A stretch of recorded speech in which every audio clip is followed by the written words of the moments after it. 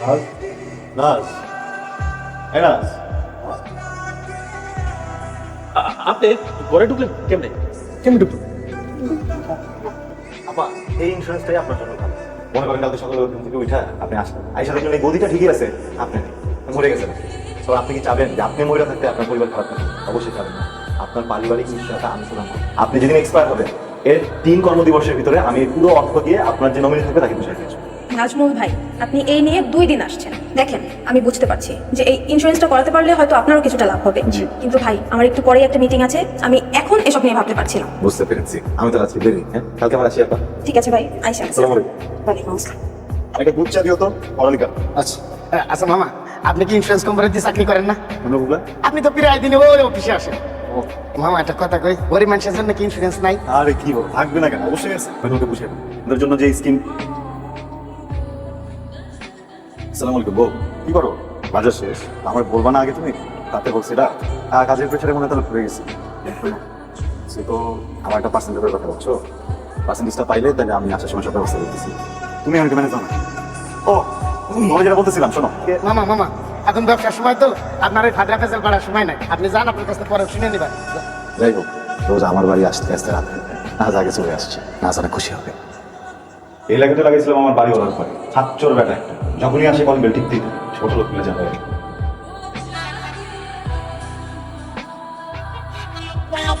সমস্যা কি ভাই? এটা তো বেল তবলা না, তুই বাজাইতে হবে। তোমরা কেন পরে বলতেছি এটা কি? কোনটা কি? আরে এই যে কলিং বেলের মধ্যে যে লেখা রাখছেন উপরে, এটা কি?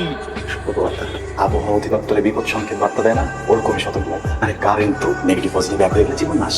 শুনেন, আপনার এসব পলিসি আমি খুব ভালো করেই বুঝি। পারাবি আমার পারাও দিবেন না, আমার বাসাতে থাকবে না, এসব খুব চলবা। 15 দিনের মধ্যে যদি ভাড়া না দেন একেবারে 15 দিন না, 15 দিন পরে রাতে দিন। নাজ, নাজ, এই নাজ, লাগাইতে সিস্টেমে। আপনি কেমনে ঢুকলেন? তুমি একটু ফোন দিও। এই ভাই আমার বেদনা কি করে? তোমার মাথা অনেক গরম। একটা কথা কবি না, আমরা আমার লোকে কইছো তোর লোকে বাস নাই। ভাই না ভাই বিশ্বাস কর, পুরো বিশ্বাস সমস্যা আমরা তো যাবো কর, সমস্যা কর। ভাই, আপনি তো 3 মাসের ভাড়া বাকি, ওইটা না দিলেও চলবে। ভুগেছি আমি, আমার কি দালাল মনে হয়? মাসের ভাড়ার উপরে আমি মুখ দিই, 1 বছরের ভাড়া দিই না। রাজি? ও রাজি।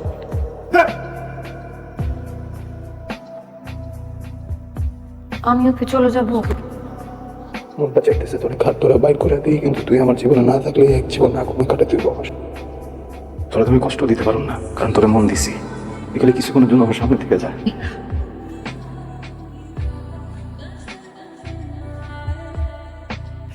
এই হইতেছে আমার অবস্থা। গরিব বলে আমার বউ পরকীয়া করে। এখন আপনারাই কর, আমার কি করা উচিত? তোমার দেখলে মনে হয় তুমি এটা বুদ্ধিমতী মেয়ে। তো জানোই আমার বউ মরে গেছে, স্যালারি বলতে পারে। তো একটা কথা বলি, আমি তোমার বিয়ে করতে চাই। তুমি ওই নাজমুলে আমাকে আপনি বিয়ে করো। কি বলতেছেন আপনি সব? কথা বলতেছি, আজকালকার এই জামানাতে উচিত কথা বলা মানুষের সংখ্যা কিন্তু খুবই কম। যেই পুরুষ মানুষের কারণে তার স্ত্রী মানুষের কাছে অপমানিত হয়, সেই ধরনের পুরুষের সংখ্যা তো অতি মানা উচিত। ঠিক বলছি কিনা বলো? জানি। তুমি একটু ভাইবা চিন্তা দেখ না, আমি তোমার পাশে আছি। চা হ্যাঁ রাখো, যাই ঠিক আছে, তাড়াতাড়ি বাবু। কি? ঠিক আছে, দেখো কি মাত্র 20 মিনিটের মধ্যে 45,000 ভিউ। বুঝতেছো অনেক সাংঘাতিক অবস্থা। এমন যদি চলতে থাকে তাহলে বাড়ির ভিতরে কিন্তু বিছানা না থাকলে চলবে। কি বলতেছো? বিছানা দরকার পড়বে না মানে? তুমি বিছানায় ঘুমায় কি করবা? আমি তো ডলার রিসাই দেবো, তুমি ডলারের উপরে শুয়ে পড়বা, সাধন দিবা না আমার নিবা। এই জন্যই তো ভিডিওটা বানানোর বুদ্ধি বাইর করতে শোনাবো। কি একটা জিনিস না ভালো লাগতেছে না, কি? মানে ভবের গেলেন গেলেছে সবাই, মানে নিজের চোখের সামনে 2টা পয়সার জন্য নিজের বলে গালি খাইতেছি, এটা আসলে মানে না। আরে পুরো গাইলা মানুষের কাম গাইলানি তারা গাইনি। আদম আপা বাবু, আপনি না যাবো না, কিছু ব্লক করেন। ভাই পরে কথা বলি। আপা আমি আপনার ব্লক দেখেছি, আপনার আগে জামাইটা আছে না, এটা জানো বেড়ে করে বাইক দিছে, তো ভাব দেওয়ার কি আছে? আমরা আপনার ভিডিওটা দেখি বেলা করে টাকা পা স্টার মনে করেন নিজেরে। উনি যে ব্লক ব্লক করে, অনেকের সাথে পরকীয়া করে। ও দেখতে তো ভালোই আছে মাশাআল্লাহ। আমি কিন্তু এখন তো বেশি টাকা দিতে পারবো, কেন না লাগে এমন মুখে কাপড় দিয়েছেন কে? নিজের জামাই থুইয়া পরবেলা লাগে, পরে করেন তখন লজ্জা লাগে না? পুরো সমাজটা নষ্ট করে দিয়েছেন আপনাদের মতন মেয়ে।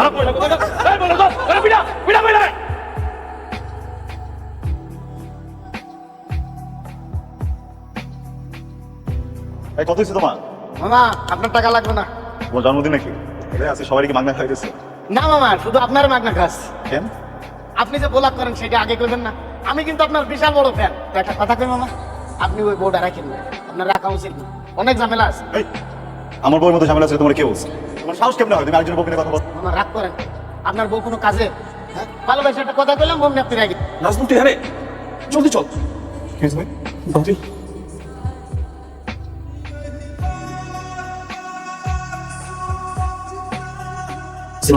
ওয়ালাইকুম আসসালাম। আমার স্ত্রী এখন কি অবস্থা? আপনার স্ত্রী? ওনার জনপদের প্রশ্ন করছেন, উনি আমার স্ত্রী, আমার স্বামী। আচ্ছা, আপনি তার স্বামী? ওটা তো এখন পুলিশ কেস হয়ে গেছে। আপনি এসেছেন, ভালো করেছেন।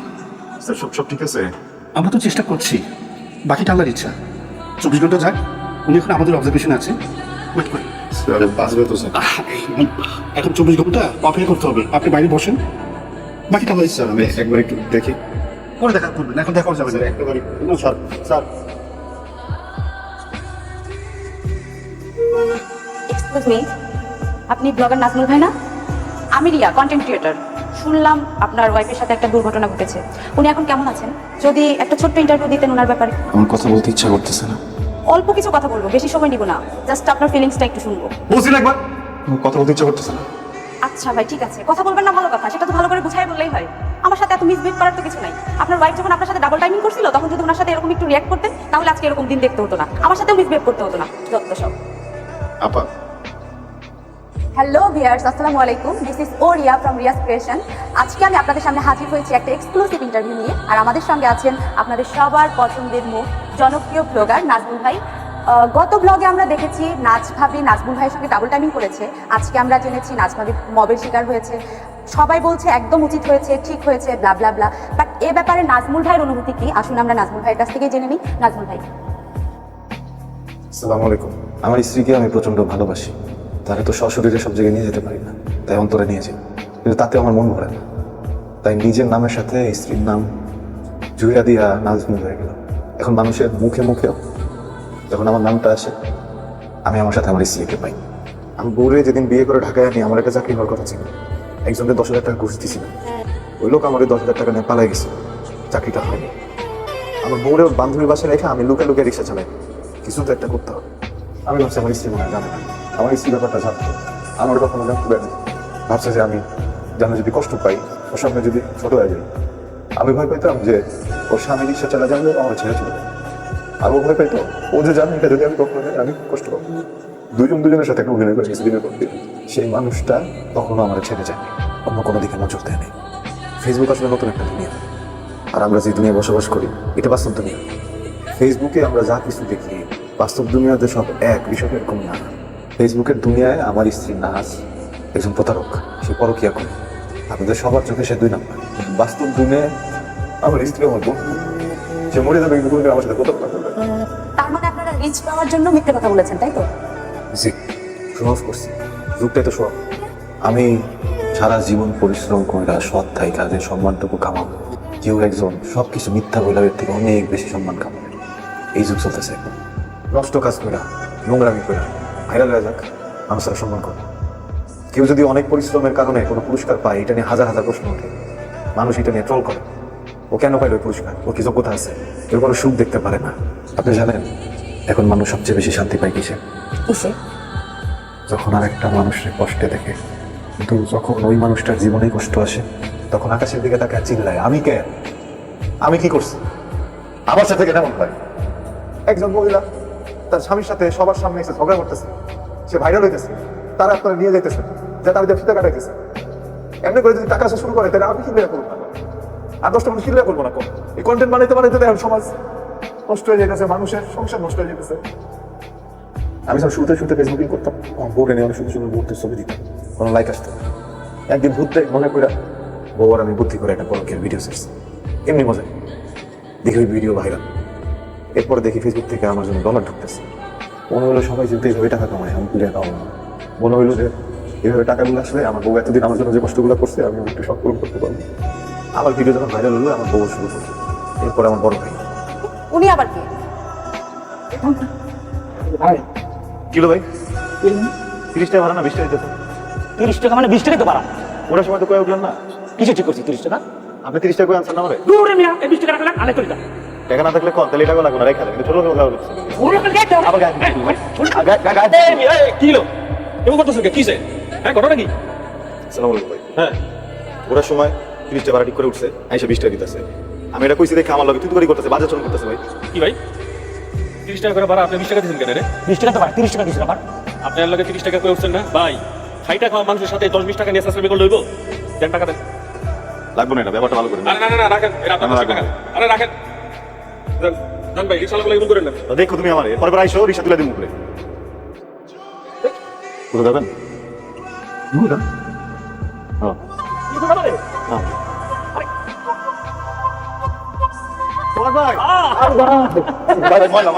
আরে কি কিন্তু অনেক অবস্থা কি আমি রিকশা চালাইতেছেন ওটা নাকি ভাই আমি তো এটা প্রেম করি ও তো প্রেম করলে কি রিকশা চালানো লাগে নাকি ওটা প্রেম করলে রিক্সা চালানো লাগতো না কিন্তু প্রেম করে বিয়ে করে দিচ্ছি ভাই পালাইছি ঢাকায় একটা চাকরির কথা ছিল একজন 10,000 টাকা দিছি আর টাকা খায় পলাইছি কি করবো কোনো ঠিক না পায় পরে বউর বান্ধবী বাসায় রেখে আমি যে লুকাল রিক্সা চালাবো